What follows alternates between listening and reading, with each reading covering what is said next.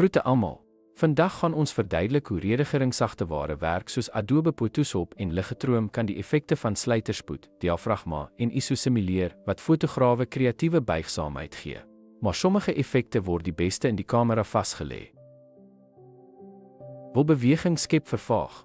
Jy kan redigeringsinstrumente soos Photoshop gebruik om 'n vervaagde effek by te voeg en beweging oor te dra.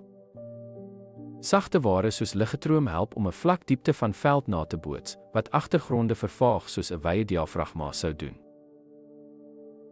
Jy kan blootstelling aanpas gebruik skuifbalkies vir helderheid en kontras.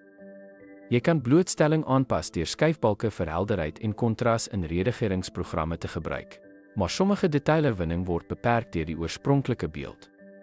Kwaliteit.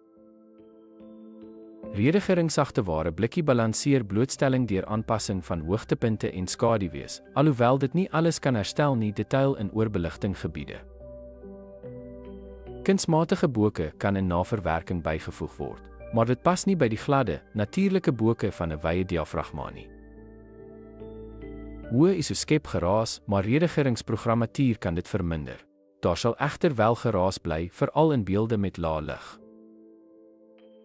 Ten slotte, terwyl redigeringsprogrammatuur baie kamera-instellings kan herhaal, lewer resultate in die kamera dikwels beter gehalte. Streef na 'n balans van beide vir die beste resultate. Dankie vir die kyk.